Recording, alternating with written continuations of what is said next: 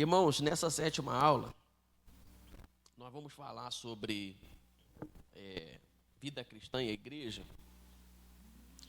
E são muitos os caminhos que a gente pode pegar para falar desse assunto, porque são assuntos, irmãos, a Bíblia é inesgotável. Então, ela tem caminhos de profundidade que traz uma diversidade de riquezas para a gente trabalhar.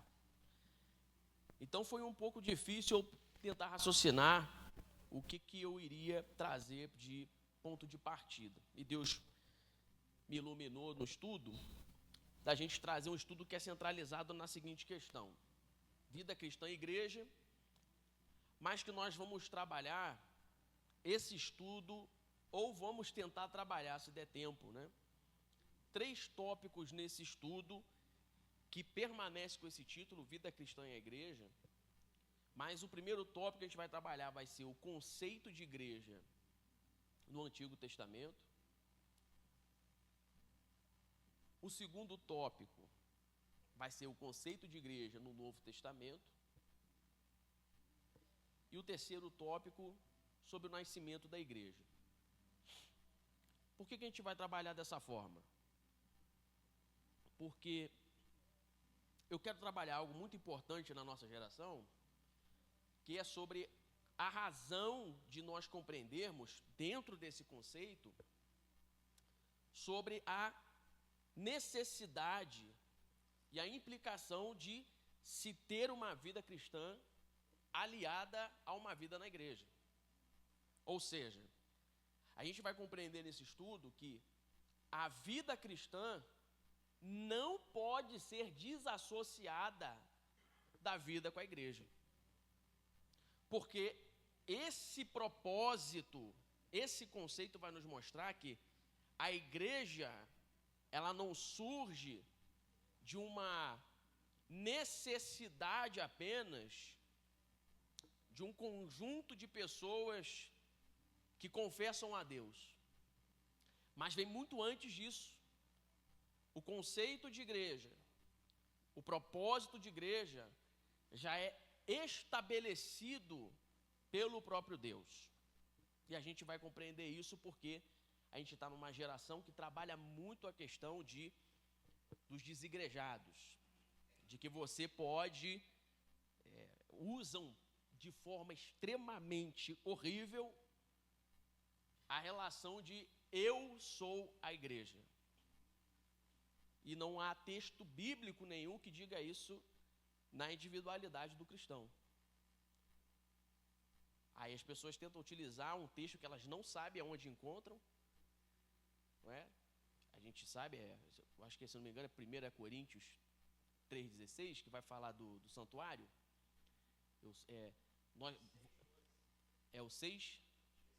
Bota aí, Marcão, já pode botar na Almeida Revista Atualizada aí, que é a versão que a gente vai usar nesse estudo bíblico, é a Almeida Revista Atualizada.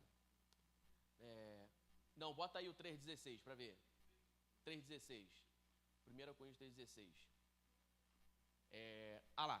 Não sabeis que sois santuário de Deus e que o Espírito de Deus habita em vós? Então as pessoas utilizam essa referência, elas não sabem que está em 1 Coríntios 3,16. Elas não sabem. Se você falar, onde que está? Não, está na Bíblia. É igual o uso do não vos embriagueis. Eles repetem isso categoricamente, mas se você pedir aonde está na Bíblia, eles não sabem. Aqui eles utilizam essa referência. Mas essa referência não está falando que na individualidade é a igreja. Está dizendo que na individualidade é um santuário. O que é um santuário? É uma parte de um templo. É um pedaço de um templo. Que a gente vai compreender que quando a gente une essa relação com o corpo de Cristo, você é corpo de Cristo? Não. Você é membro do corpo.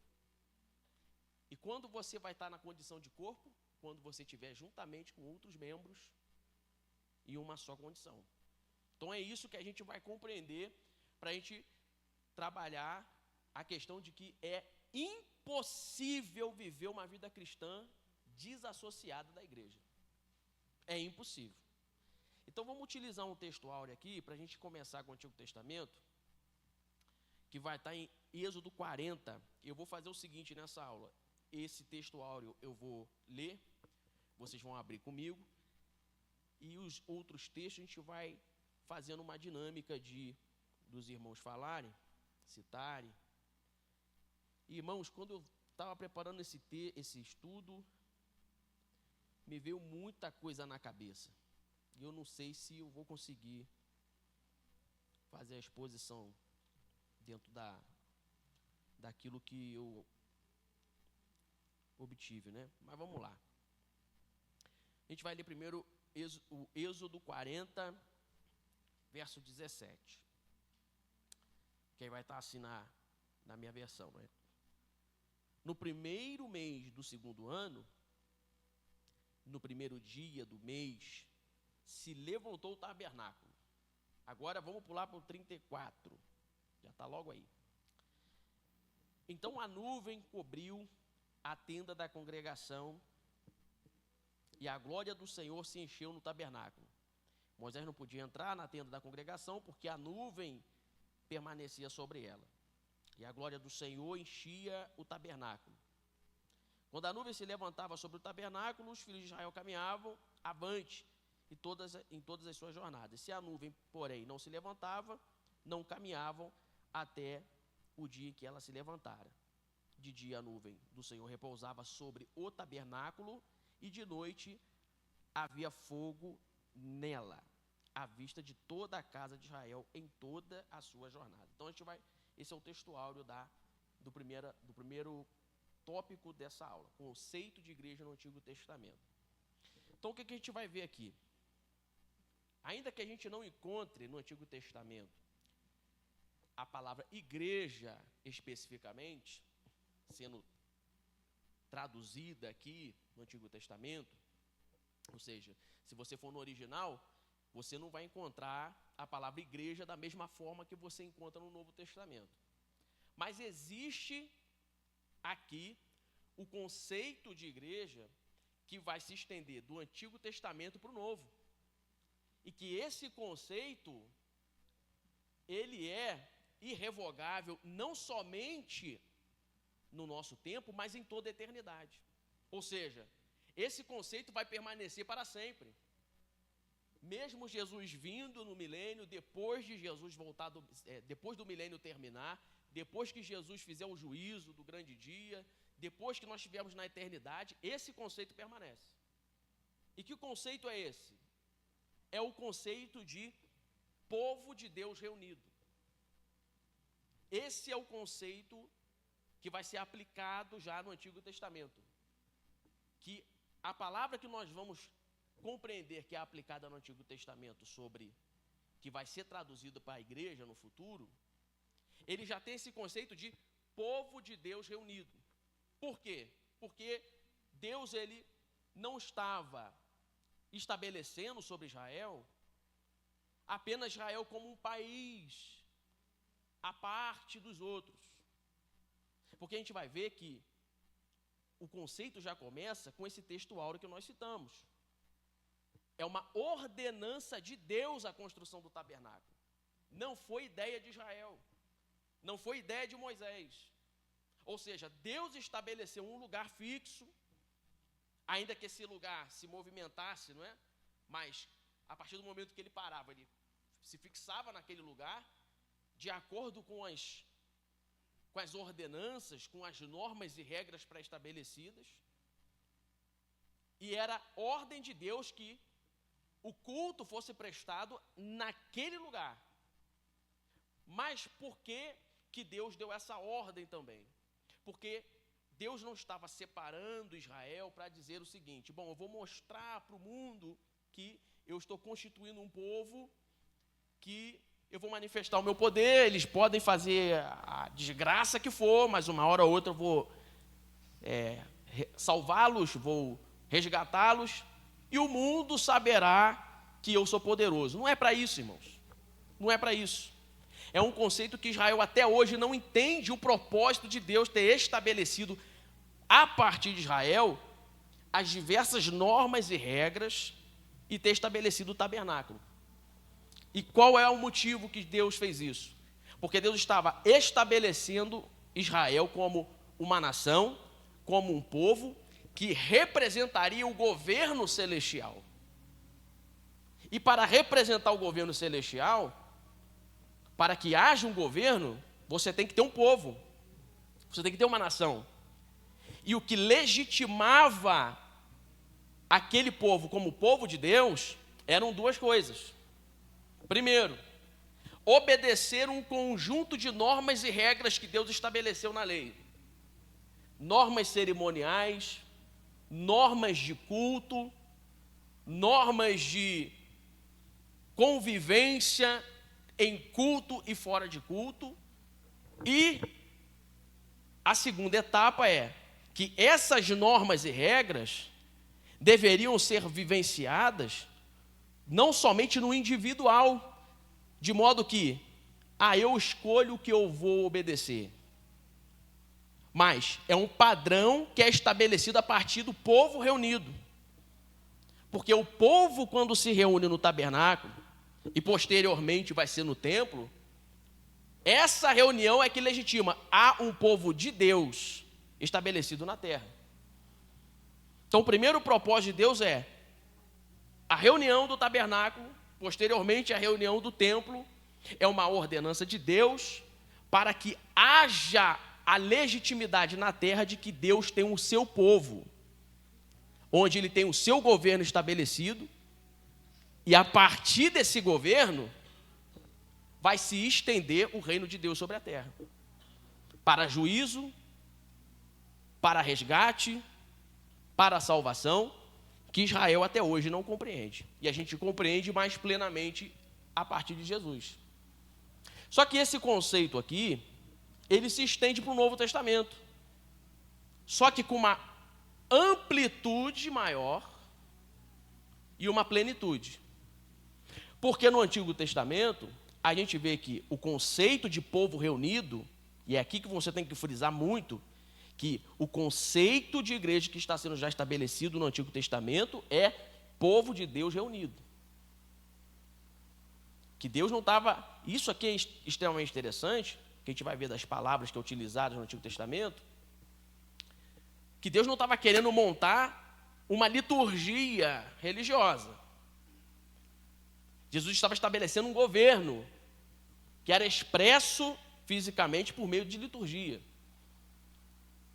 Porque a gente vai pegar a concordância de que Deus não estava querendo montar um lugar, um método, para que a nação de Israel fosse apenas um país, mas fosse um governo de Deus representado. E Paulo fala em Romanos 9, 26 o quê?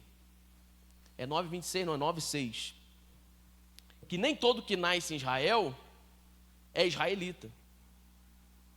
Ou seja, Deus estava mostrando que não é a questão de estar no tabernáculo ou na frente do tabernáculo, posteriormente não é estar dentro do templo de Salomão, que foi destruído, não é estar apenas dentro do templo reconstruído depois da Babilônia, não é a razão somente de estar reunido nas sinagogas que vai qualificar aquelas pessoas como representantes do governo de Deus.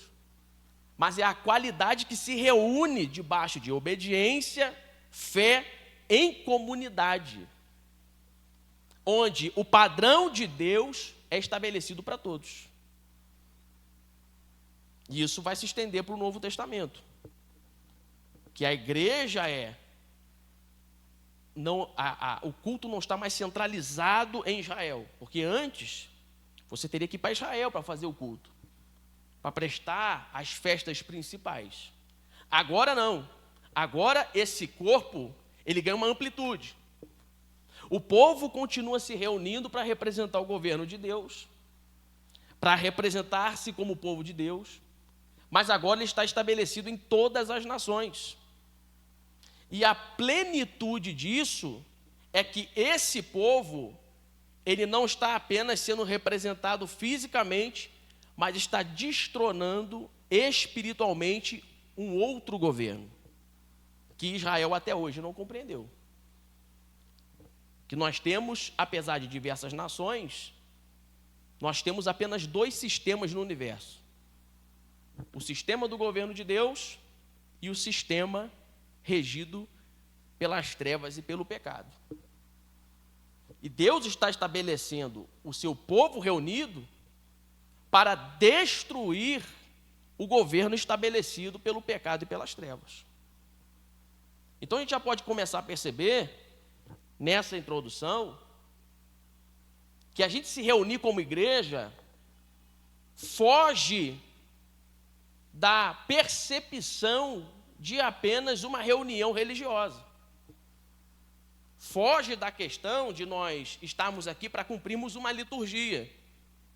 Mas nós, quando nos reunimos, na qualidade do conceito bíblico, nós estamos sendo representados no mundo físico e no mundo espiritual como um povo de Deus reunido, que sobre nós tem um governo, e através de nós é estabelecido na terra o governo de Deus, de modo que esse governo que começa a ser ministrado daqui para cá, vai ser carregado a bandeira na sua casa, na sua família, no seu bairro, no seu trabalho, em outra cidade, se você for, e conforme você vai andando, você é um cidadão do céu, que está inserido no povo de Deus, todas as vezes que você se reúne. Parece complexo, mas não é. Agora, o que a gente vai ver de forma resumida, o conceito do Antigo Testamento. No Antigo Testamento a gente vai botar assim, ó, o conceito do Antigo Testamento. Um povo de Deus constituído em uma nação. Um povo de Deus constituído em uma nação. Agora, e no Novo Testamento? Um povo de Deus constituído por todas e em todas as nações. Porque em Jesus isso ganha plenitude. A gente pode verificar essa qualidade de culto, essa qualidade de que a vida cristã vai além da liturgia, por exemplo, em 1 Pedro 2,9, que vai estar assim, ó. Olha lá, vós, porém, sois raça eleita, sacerdócio real, nação santa, um povo de propriedade exclusiva de Deus. Na King James atualizada, acho que vai dizer até povo adquirido. Está dizendo ali que é povo de Deus, que é uma nação celestial manifestada de forma física. Então, quando a gente já compreende isso, você já começa a entender como que eu posso fazer parte do povo de Deus desassociado da igreja. Como eu posso fazer parte da nação de Deus? Como eu posso ser chamado de povo adquirido se eu não faço parte da comunhão da igreja que foi estabelecida pelo próprio Deus? É impossível. Porque um governo, não é? Aqui a gente está falando de povo, de nação, aqui você vê que tem um resumo de um governo estabelecido. E um governo tem regras a serem seguidas. E se tem regras a serem seguidas, um governo tem uma hierarquia estabelecida. Então o que Deus quer mostrar também no conceito de igreja e vida cristã é que não tem como você ter uma vida cristã onde você é independente. Você tem que estar sempre na vida cristã submetido a uma hierarquia que foi estabelecida por Deus. Porque essa hierarquia vai trazer o que sobre o povo de Deus, sobre a igreja? Ordem. Vai trazer ordem. Você já viu que todo lugar que não tem hierarquia, que não tem lei, não tem ordem. Um exemplo fácil para você compreender é só você entrar no Instagram. Entra no Instagram e no Twitter. Irmãos, ali não tem hierarquia. Ali não tem lei. e você vai ver que não tem ordem. Mas Deus estabeleceu um povo com um governo, com regras, com hierarquia, porque esse povo tem que ter ordem. De modo que, quando há um problema individual, é resolvido entre os irmãos. Onde a liderança é convocada e pode ser resolvido individualmente entre a liderança, entre os irmãos, pode ser chamado testemunhas, ou quem sabe, se as testemunhas não resolverem, pode ser resolvido diante do corpo de Cristo, ou seja, diante do governo de Deus, diante da igreja. E se essa pessoa não tiver o seu problema resolvido, o que Jesus vai falar? A gente vai ver isso mais para frente, esse texto, que vai estar lá em Mateus 18. Considera-o como publicano pecador. Por quê? Porque é esse governo, é esse povo reunido nesta qualidade que tem autoridade para julgar as causas individuais. É o questionamento de Paulo, né, com os coríntios, lá em 1 Coríntios 6. Está um bafafá terrível lá, meu irmão, ninguém resolve nada. O povo só quer falar língua estranha, mas nada. Só milagre. Mas o pau está quebrando, irmão. Aí Paulo chega e fala o quê? Será que vocês não compreendem que vocês têm autoridade para poder julgar as causas uns dos outros? Por que eles têm autoridade? Porque eles são um governo de Deus estabelecido na terra. Aquela reunião de culto não é só um culto sendo prestado a Deus, é um culto sendo prestado a Deus e a justiça, o juízo, o evangelho e o governo de Deus sendo refletido na terra. Tem 1 Coríntios 6 aí? Bota o 6:1. Se alguém quiser falar alguma coisa, irmão, pode ir falando, a gente vai interagindo. Não tem problema. Alguém quer ler? Ninguém quer ler? Está com medo? Eu vou ler o primeiro e alguém já vai, pega o segundo. Senão eu vou lendo. Aventura-se algum de vós, tendo questão contra o outro, a submetê-lo a juízo perante os injustos e não perante os santos? Pode ir para o 3, que o Bernardo vai ler o 3. Só 2? Ou não sabeis que os santos hão de julgar o mundo? Mas não tem o verso 3? Pode botar o verso 3. Isso. Não sabeis que havemos de julgar os próprios anjos, quanto mais as coisas dessa vida. Olha só, pode deixar aí. Olha só, isso aqui é um mistério, né? A gente não vai trabalhar isso hoje, não. Senão, irmãos, vai ter que, ainda bem que não tem janela, que senão ia cair, porque meia-noite é pouco para isso aqui. Meia-noite é pouco para isso aqui. Irmãos, mas olha que mistério. O governo de Deus estabelecido no povo de Deus que está reunido, traz capacitação para ele julgar até os próprios anjos, que talvez possam ser, inicialmente, anjos da igreja, mas os seres sobrenaturais, como eu disse, não vamos trabalhar esse texto aqui hoje. Mas aqui Paulo está trazendo a autoridade que tem sobre a igreja. E por que a igreja tem autoridade? Irmãos, por que os Estados Unidos têm autoridade para poder empenhar-se numa guerra? É porque aquela nação tem um governo. E esse governo trouxe uma estrutura econômica, bélica e tudo mais. E da mesma forma, essas estruturas de autoridade, de poder, de armamento, está sobre o povo de Deus reunido. E como que alguém vai exercer autoridade para julgar as causas uns dos outros, se não fizer parte da igreja? Porque essa autoridade não está dada de forma exclusiva a um indivíduo, mas o indivíduo participa dessa autoridade porque ele faz parte desse governo, faz parte desse corpo. Não é? Agora, para a gente voltar para o Antigo Testamento, gente vai ver duas palavras no Antigo Testamento que vai definir isso.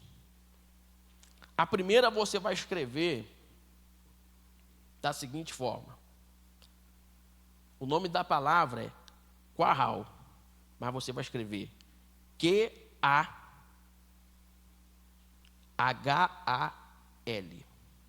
Q-A-H-A-L. Isso é uma palavra em hebraico. Essa é uma palavra hebraica. Logicamente está transliterada, né? O hebraico propriamente ia falar de outra maneira. Que significa, essa palavra significa assembleia, congregação, povo reunido. Essa palavra significa assembleia, congregação e povo reunido. Então vamos ver alguns textos que essa palavra no original está inserida. Você pode anotar aí, você pode abrir aí, mas o Marcão vai, quando eu falar com ele, ele vai botar para mim. Bota aí, Deuteronômio 4:10. Olha lá, aí ó. Deuteronômio 4:10 está escrito assim, ó. Não te esqueças do dia que estiveste perante o Senhor, teu Deus, em Horebe, quando o Senhor me disse: reúne este povo e os farei ouvir as minhas palavras. Você vai ver que no verso 10 já está ali, ó. É o que tu trocou? Ah, não, pode deixar a parte A. Pode deixar a parte A, que essa é a parte B, né? Pode deixar a parte A. Já está ali, ó. Reúne este povo. Ali já está aplicado essa palavra em hebraico. E o que a gente aprende aqui? Quando a gente começa a associar esse conceito do Antigo Testamento, estendendo para o Novo, Deus é que ordenou que o povo se reúna para ouvir a palavra. E aqui a gente já tem uma dinâmica que acontece no Novo Testamento. Que a palavra inicialmente é ministrada para o povo, para que posteriormente o povo ministre individualmente na sua casa e na sua família. Que a parte B vai dizer o quê? Na parte B. Olha lá, a fim de que aprenda a temer, ou seja, aprender a temer, aprender a palavra, é reunido como povo de Deus. Porque aí não vai ter uma interpretação particular daquilo que a gente está ouvindo, mas vai ter uma ministração que vai transmitir um padrão para todo o povo, a fim de que aprenda a temer-me todos os dias que na terra viver, e as ensinarás a seus filhos. E isso é a dinâmica que acontece no Novo Testamento. Nós estamos vindo para a igreja, há uma palavra que é ministrada para todo o povo, e logo em seguida o compromisso desse povo é ensinar na sua individualidade. E esse sistema não é criação do homem, é uma ordem de Deus. Olha só que munição que você está recebendo para poder entender que é impossível ter uma vida cristã fora da igreja. De modo que algumas pessoas dizem assim: ah, mas eu não estou na igreja, mas Deus sabe do meu secreto. Sabe que tu está desviado. É isso que ele sabe. Ele sabe do secreto, tu está desviado. Por que eu estou desviado? Eu estou desviado, mas eu não faço mal nenhum. Meus irmãos, a palavra de Deus diz que todo mundo é ruim. A gente já falou isso na primeira aula. Só é bom por meio de Cristo. E Deus não está, trabalhando o seu governo por identificação, é por um padrão soberano. É a ordem dele. Quer receber as instruções, quer receber a autoridade, fazer parte, quer aprender e ter o comprometimento de transmitir o ensino, com o povo de Deus reunido e depois na sua individualidade. E isso está acontecendo até hoje por meio de Jesus. Jesus fez a mesma coisa, né? Primeiro para os discípulos, aí quando teve o Pentecoste, os apóstolos com a igreja, aí a igreja saía fazendo a obra. E depois ele se reuniu novamente. A palavra era ministrada, mesma coisa com Paulo. Paulo ia, pregava para a igreja, a igreja na sua individualidade. É um padrão de Deus. É impossível você mudar. Não tem como mudar. Se saiu da igreja, a pessoa tem que admitir, eu estou desviado. Não tem como mudar. Josué 8,35. Irmãos, todo mundo está entendendo? Quem não estiver entendendo, irmão, dá um mortal para trás para eu ver. Todo mundo está entendendo, pastor. Ninguém deu mortal para trás. Está todo mundo entendendo. Maravilha, isso é bom. Isso é um bom sinal. Palavra nenhuma houve de tudo o que Moisés ordenara, que Josué não lesse para toda a congregação de Israel. Olha só que interessante, né? Esse princípio continua depois de Moisés. Não é? É uma ordem de Deus que Josué reúna o povo. Poderia ser o quê? Feito de forma individual, mas não, é uma ordem de Deus. O povo para poder receber, o povo para poder ser instruído, o povo para poder receber regras, doutrinas, para participar das cerimônias, para participar do sacrifício, para participar do perdão, para participar do holocausto, é reunidos. Reunidos. Agora vamos ver outro, que a gente já vai para Neemias 8:2.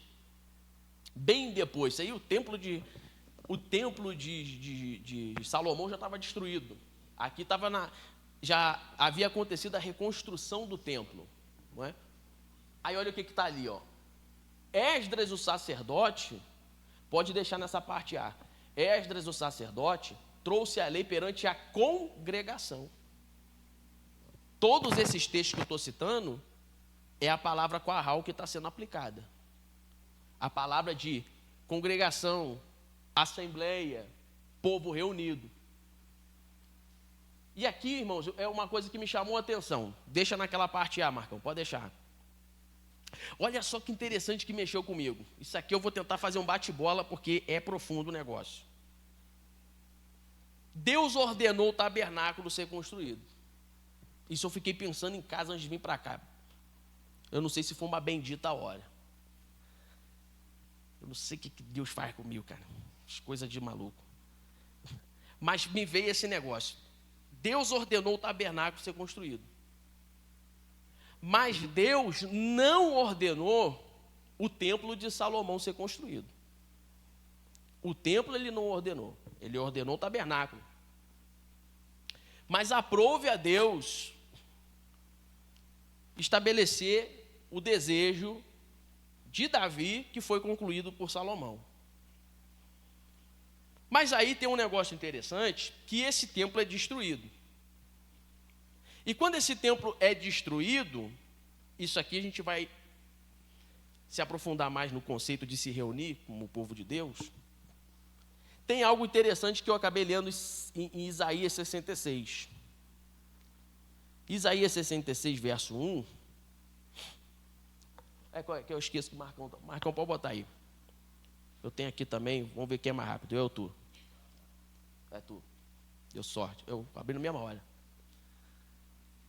Olha só o que Deus diz, cara. Isso aqui foi escrito antes do templo ser destruído, mas a compreensão foi a partir do templo já destruído.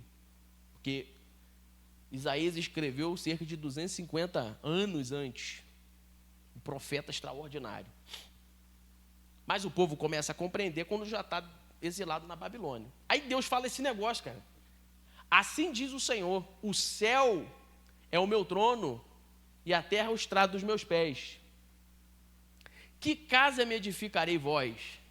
E qual é o lugar do meu repouso? É como se Deus estivesse dizendo assim, por um acaso, tem algum templo construído por homens que possa me comportar, ou seja, eu tenho necessidade de ter um templo?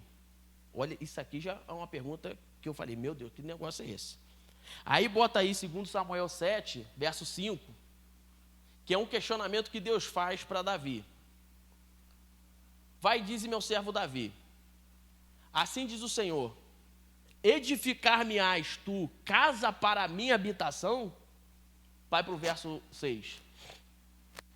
porque em casa nenhuma habitei desde o dia em que fiz subir os filhos de Israel até os dias de hoje. Pode deixar aí.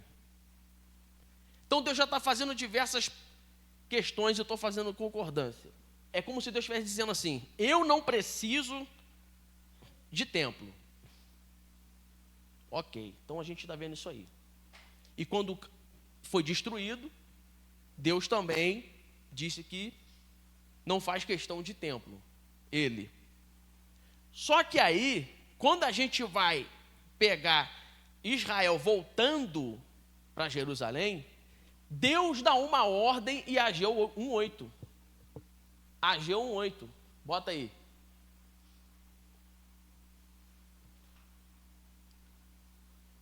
Subi ao monte, trazei madeira e edificai a casa. Dela me agradarei e serei glorificado, diz o Senhor. Pode deixar aí. Olha só que doideira. Deus disse em Isaías que não faz questão de templo, mas aqui ele dá uma ordem para reconstruir o templo.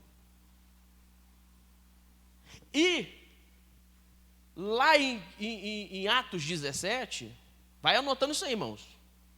Se tu não anotar, já era, meu irmão. Vai que essa aula não vai para o YouTube.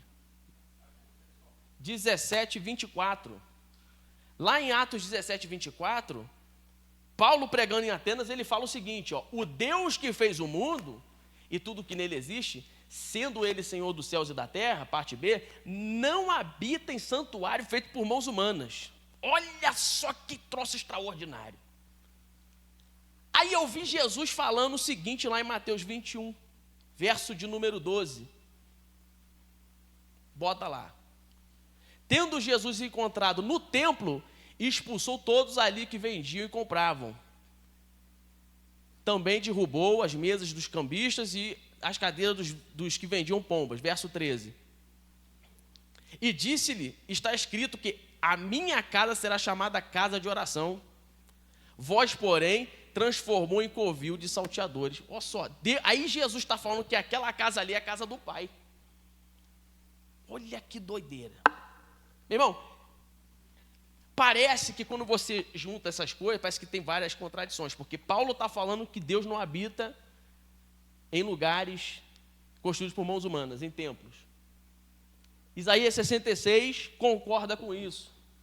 Mas Jesus vai dizer que esse templo que foi reconstruído era chamada casa de Deus, casa de oração.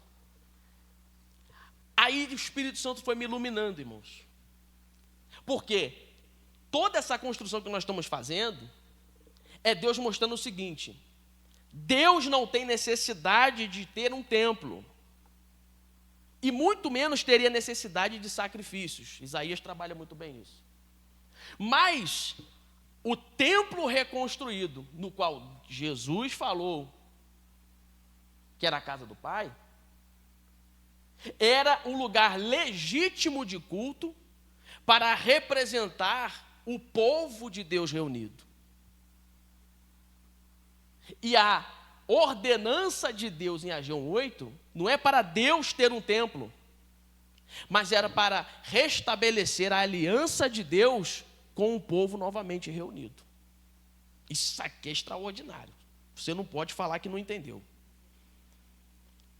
Porque quando o povo vai para o exílio da Babilônia, ele perde a qualidade de povo de Deus, porque agora ele está exilado, ele só tem uma aliança de Abraão, ele só tem a promessa estabelecida para Davi, para Moisés, mas eles não têm mais um lugar para poder dizer que eles são o povo de Deus reunidos. Mas quando eles são libertos da Babilônia, Deus fala: eu vou restabelecer a aliança. E a forma de eu restabelecer essa aliança fisicamente é reconstruir o templo para que o povo de Deus volte a se reunir para poder estabelecer o governo de Deus na terra novamente. Então, olha só a importância de você se reunir como igreja. É uma ordem de Deus, mesmo quando Israel havia pecado e caído. Ele ordenou a destruição do templo e ele ordenou a reconstrução. E Jesus propriamente ordenou a destruição do templo, dizendo lá em João que ele destruiria aquele templo. mas em 3 dias ele reedificaria. Só que agora o templo é em Cristo. Aí vem a questão que é importante a gente estar falando, de que as pessoas dizem: não tem necessidade de você ter uma estrutura física, porque na época dos apóstolos era de casa em casa. Irmãos, é por isso que eu estou falando todas essas questões, porque são questões que a gente pode dizer que é apologética. Porque você vai evangelizar alguém, tudo que eu estou falando aqui são questionamentos do dia a dia, onde as pessoas vão dizer que é desnecessário você estar reunido numa igreja, num templo, que além de cada um identificar que cada um é uma igreja, ainda dizem que se tem que se reunir, tem que ser na casa, não tem que ser no templo, porque isso aqui é bobagem. Mas isso foi uma ordem de Deus. Deus estabeleceu um lugar físico, porque o povo de Deus, o templo se torna uma ferramenta do povo de Deus. Exatamente, o pastor tinha que estar com o microfone na mão. Fala, pastor. Para não dizer que fui eu.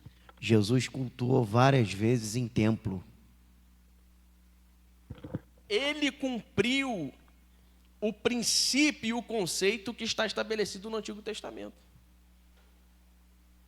Jesus, a gente vê no ministério terreno dele, mas muito antes do ministério terreno, Jesus estava sempre indo ao templo em Jerusalém, cultuar. E quando ele não ia no templo, nas festividades, ele estava onde?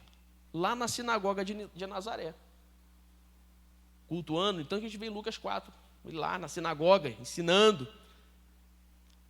Porque esse conceito é irrevogável e está num templo fisicamente construído. Só que Deus, quando fala que vai destruir o templo, é que ele está dizendo que a maneira, aí é que é o profundo, que a maneira que se reúne pode desqualificar a instrumentalidade do templo. Ou seja, se a gente se reúne aqui, não é? Vamos pegar essas doideiras que acontecem na internet. Se reúne para vender lencinho. Se reúne para poder inventar profecia. Isso desqualifica o conceito de se reunir no templo. Então, esse tipo de templo, Deus destrói. Porque para Deus não tem valia nenhuma. Mas o templo, na qualidade de se reunir como povo de Deus, o templo é uma ferramenta do povo. E por que os apóstolos não tinham templo? Porque estavam sendo perseguidos. Essa é uma questão tão fácil de resolver. Tem gente, irmãos, que rodeia para lá e para cá. Por que Pedro não tinha uma igreja, um templo? Porque estava perseguido, irmão. É simples assim. Mas mesmo perseguido, o milagre da Porta Formosa foi aonde? Lá, pastor Ricardo, lá no templo. Exatamente.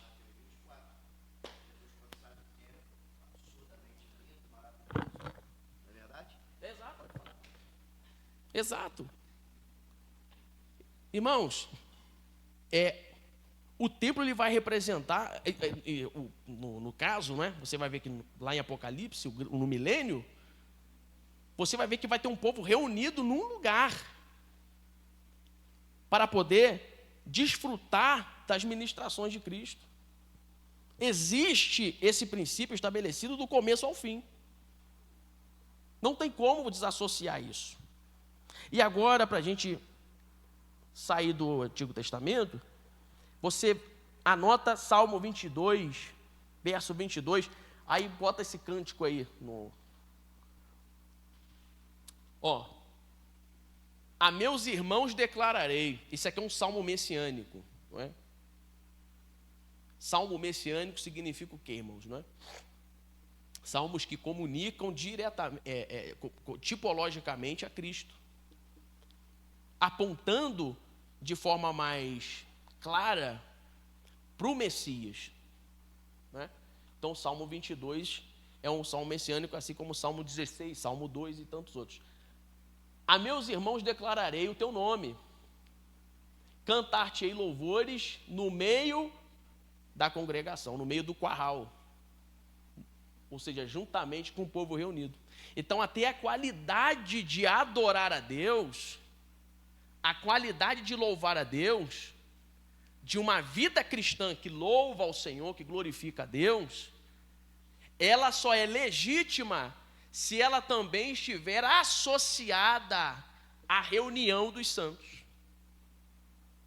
Ou seja, eu posso até louvar a Deus no chuveiro, mas se eu não estiver reunido com o povo de Deus para adoração na congregação, esse meu louvor está incompleto.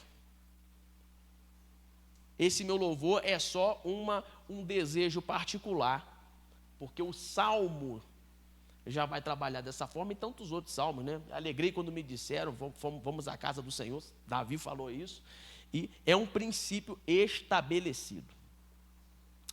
Agora, eu falei que tinha duas palavras.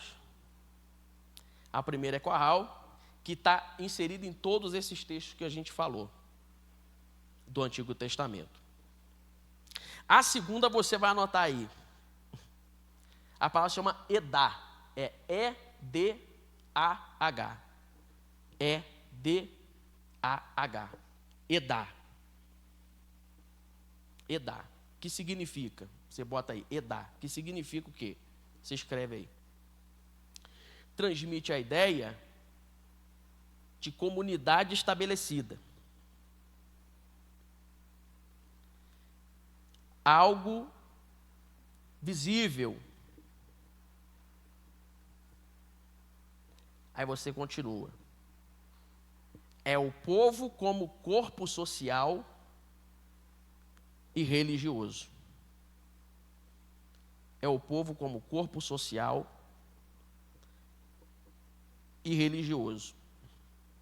A gente vai ver só um exemplo só dessa palavra, Edah, aplicada no Antigo Testamento.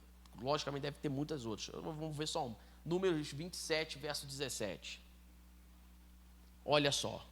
Que saia adiante deles e que entre adiante deles e que os faça sair e que os faça entrar, para que a congregação do Senhor não seja como ovelhas que não têm pastor. Aí você vai ver que essa palavra congregação, nesse texto, não está com a palavra curral que a gente viu. Está com essa palavra Edah. Porque quer dizer o que aqui, com essa palavra Edah? Que também temos no Antigo Testamento. Que aqui nós temos um corpo social e religioso, que está no deserto, obviamente, nessa situação, mas que Moisés está apelando que esse corpo litúrgico, que esse corpo social, também seja amparado. Mas quando a gente vê essas duas palavras sendo aplicadas no Antigo Testamento, a gente entende algo profundo, que é Deus, Ele não tem como proposta estabelecer um povo apenas como um corpo social e religioso, mas também como a gente viu no curral, como um povo de Deus espiritual, que a gente vai ver aqui, ó. Enquanto Edah significa o que eu disse, curral está ligado ao ato de reunir-se em resposta do chamado divino. Olha só, para ficar claro. Deus, quando nos reúne, Ele não está nos reunindo apenas para termos o rótulo de evangélicos, de reformadores, protestantes, mas a qualidade, ainda que nós tenhamos essa qualidade social, porque tem que ter, porque a gente vive na terra, não é? A gente vive na terra. Então, isso é uma outra coisa que o povo de Deus, que a vida cristã tem que compreender, irmãos. Que, por que temos que ter um templo? Porque não é apenas um chamado divino, conforme a gente já viu, mas também nós temos que ser estabelecidos como um corpo social. para nós termos reivindicado os nossos direitos como cidadão da terra. A gente só tem liberdade de culto porque tem templos espalhados para representar um corpo social e religioso. Pode falar, pastor.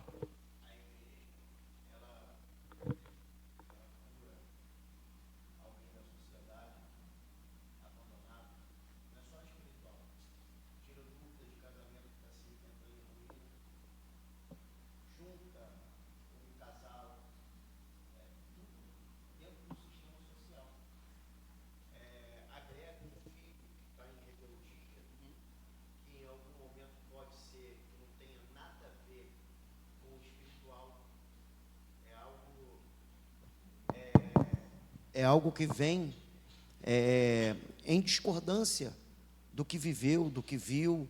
Isso. E a igreja, quando ela se reúne, até mesmo quando a gente está aqui hoje, é para nos dar essa sensibilidade de viver em classe social e não só no espiritual. A gente não vem para cá só para falar em línguas estranhas, como Paulo disse em Coríntios 6. Só em falar em línguas estranhas, entregar profecia. A gente vem aqui, a gente aprende a viver uma vida social, uma vida íntegra, que isso está ligado diretamente dentro da vida cristã, da gente ter um caráter cristão, e a gente aprende isso aqui quando não tem esse conhecimento lá fora. Então a igreja, quando ela se reúne, ela trata tantas coisas que é benéfico para a sociedade, para que a gente tenha a palavra, para que a gente não minta, para que a gente não dê falso testemunho de alguém. E isso, não no literal, tem a ver com o espiritual. Tem a ver com a nossa vida social diária e cotidiana. Alcançar essas questões, também como cesta básica, não é? Que não tem apoio governamental, remédio, tantas outras coisas, a operação social, ela só é feita por meio do povo de Deus que se reúne, quando esse povo de Deus tem a oportunidade de ter fisicamente a sua, o que pode ser dito, né, de forma mais jurídica, a sua entidade estabelecida. Coisa que nós, como cristãos, temos que compreender para sempre essas questões. Porque termos um templo, termos um lugar, além de nós atendermos a sociedade, nós reivindicamos os nossos direitos perante a sociedade. Exemplo, o que tramita na política para poder... Irmãos, tem uma APL agora, eu vou ter que ser breve, que já são 8h36. Tem uma APL agora, que é eu não sei se é 1646, eu não lembro, que é uma APL que está querendo trazer sobre a igreja que aquilo que for modificado, que questionar a veracidade da Bíblia, deve ser anulado, deve ser, vamos dizer assim, de forma mais clara, destruído, não é? Não pode ir para frente e sujeito à punição. Até aí parece mil maravilhas. Mas quem vai averiguar se tem veracidade com as escrituras ou não? Aí é o poder político, porque a PL está incluída nessa situação. Então, se a gente não tem um corpo social, um EDA, se a gente não tem um corpo religioso, como uma entidade, para poder reivindicar os direitos, como que nós vamos combater isso? Não vai ter como combater. Porque quem tem que averiguar a veracidade das escrituras é a igreja. É aquela que tem a confissão de fé dentro daquilo que foi recebido. Eu tenho autonomia e autoridade para poder questionar as veracidades, porque é a minha confissão de fé. O pastor Ricardo tem essa condição, porque é a confissão de fé dele. Vocês têm condições suficientes para poder questionar qualquer coisa que se mude, qualquer J ou tio que se mude da Bíblia. Vocês têm autoridade, autonomia para poder questionar, porque vocês participam dessa confissão de fé. E como uma entidade religiosa, nós podemos reivindicar esse direito.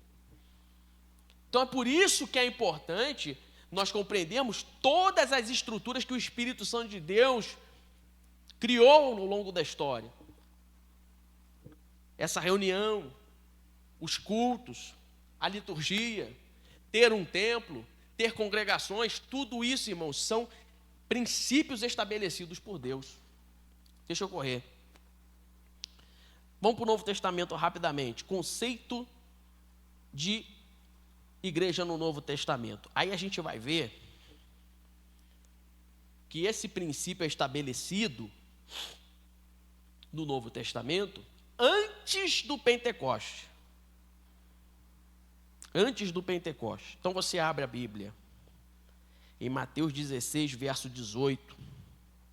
16. Olha só o que Jesus fala, né?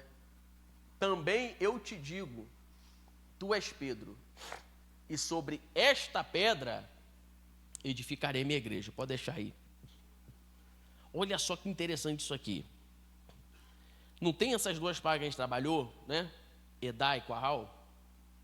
Agora no Novo Testamento a gente vai ter uma palavra que é muito conhecida, porque muitos pregadores falam, né? Que qualifica o nome de igreja no Novo Testamento. Alguém se arrisca? É mole, gente. Começa com E. Eclésia. Então agora no Novo Testamento tem uma palavra chamada eclésia. Essa palavra foi traduzida da Quahal, que a gente leu. Mas por que não foi traduzida do Edá, mas do Quahal? Porque a eclésia, ela continua com essa tradução de conceito de responder a um chamado divino. Só que agora a eclésia vai ser chamados para fora. Chamados para fora. Porque essa chamada divina vai ganhar uma amplitude, onde ela não vai ficar como Israel ficou, restrita na nação, onde as pessoas tinham que ir até Israel para poder prestar culto. Mas agora a igreja que tem um chamado divino, ela tem que propagar esse culto, proclamar esse reino, chamado para fora. Só que aí o interessante é que aqui esse texto está em Mateus 16, 18. Aqui o Espírito Santo tinha descido sobre todos. O pessoal está faltando culto? Não, irmãos. Pode falar não, pode falar não. Não. Só que aqui a palavra eclésia é a primeira vez que aparece no Novo Testamento. E quem está falando é Jesus. E se eclésia vem da palavra Quahal, isso significa que todo o conceito que a gente viu até agora está sendo aplicado nesta palavra. Todo o conceito que a gente viu, só que ganhando uma amplitude e uma plenitude. E quem está falando que vai edificar? Jesus. Então a igreja, a partir de Cristo, não surge de um sentimento e de uma vontade humana, mas permanece sendo estabelecida pela vontade do próprio Deus. De modo que o próprio Jesus está dizendo que quando ele edificar a igreja, esse projeto, esse conceito de o povo se reunir, permanece irrevogável. E se alguém quiser estar em Cristo, terá que estar também na igreja. De modo que a igreja vai ter autoridade para ligar na terra e ligar no céu. E aquilo que ela desligar na terra, será desligada no céu. Porque ela terá todos os atributos de autoridade como representantes do governo de Deus. Foi Pedro que sugeriu? Não.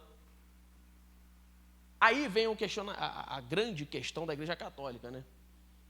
Tu és Pedro sobre esta pedra. Aí a Igreja Católica vai alegar que a igreja foi estabelecida em Pedro. Claro que não. Porque Hernandes Dias Lopes, ele faz um comentário, no comentário de Mateus que ele escreve, página 503 e 4, ele diz que Pedro, quando está no original, está escrito Petros. O pastor Ricardo falou isso num culto desse. Eu prestei atenção no culto, meu, tá vendo?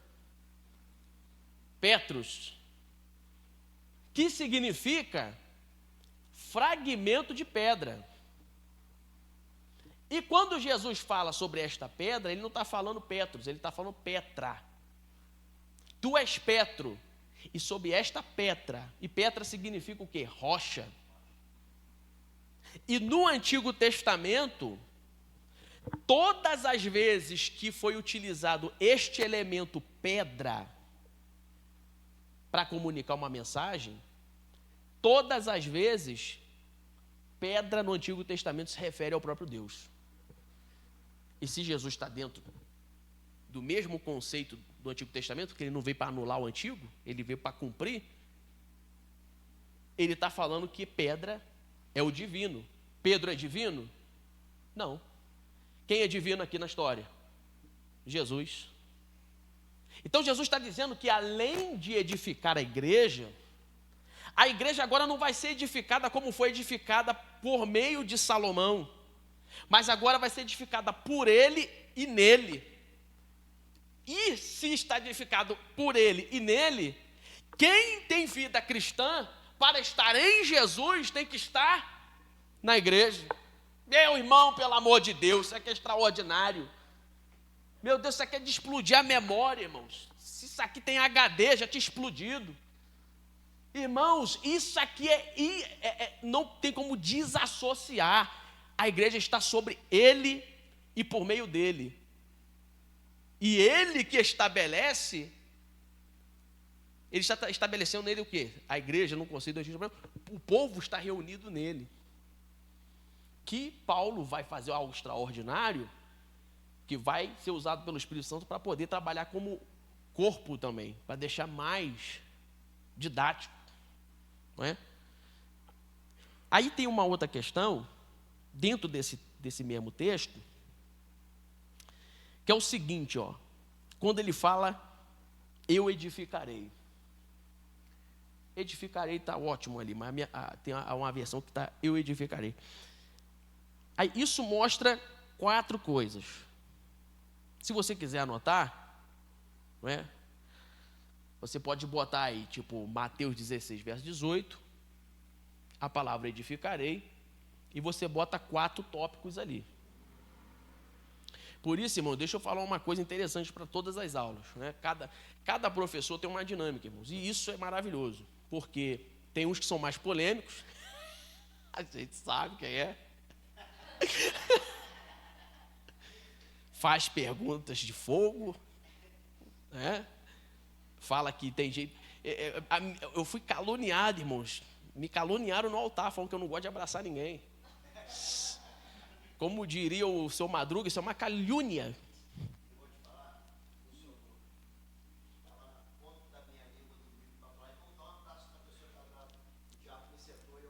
Glória a Jesus, Deus é fiel.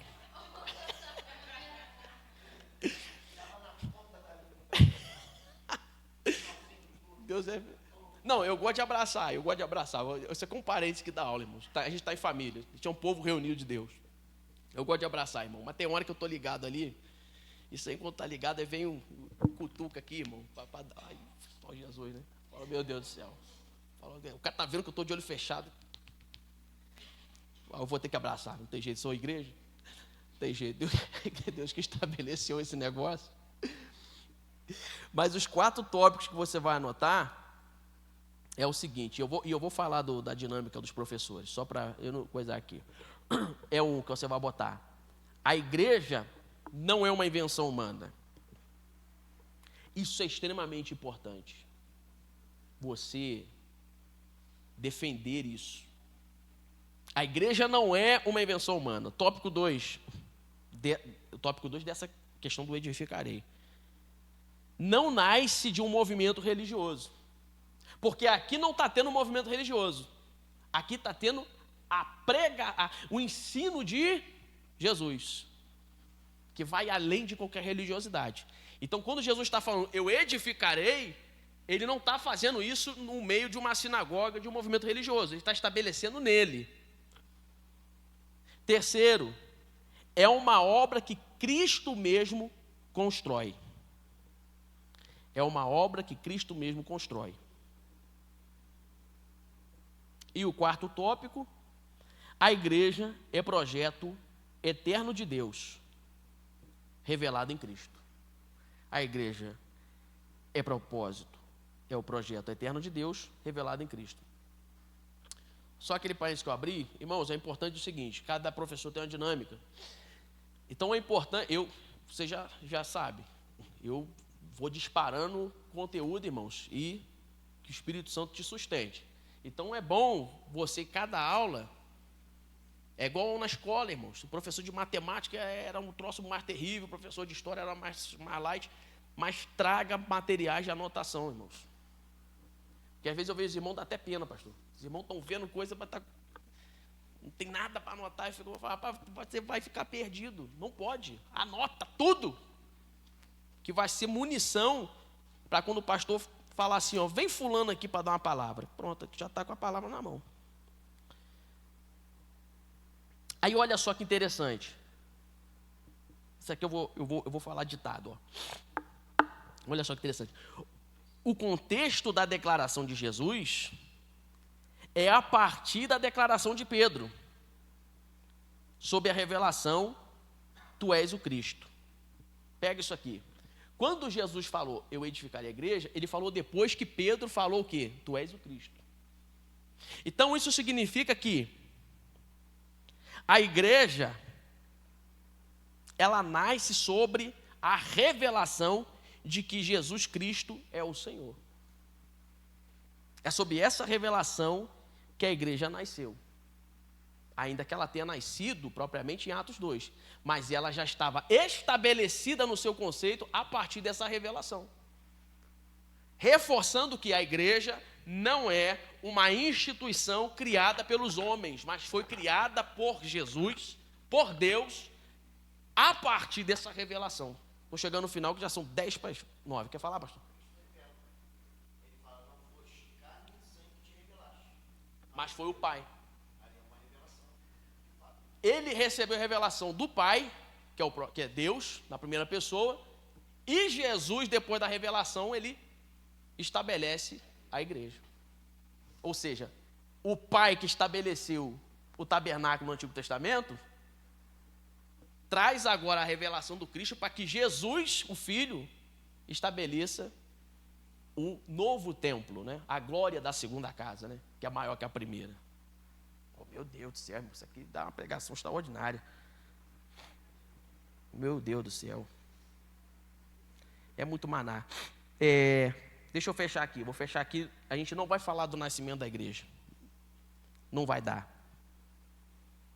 Vou falar igual o Paulino mandou uma mensagem. Não foi possível. Não foi possível. Não, não foi possível. Aí, irmãos, vou fechar aqui. Que aí tem um teólogo, que é o Bill. Ele fala o seguinte: a igreja é o novo templo onde Deus habita pelo Espírito. A igreja é o novo templo que Deus habita pelo Espírito. Que aí o conceito agora entre aquilo que a gente falou no Antigo Testamento, né, aplicado à nossa realidade, que é Quahal e Edá, para a gente não ser tido somente como uma instituição religiosa, para a gente ser chamado de povo de Deus, é a qualidade que a gente se reúne que define.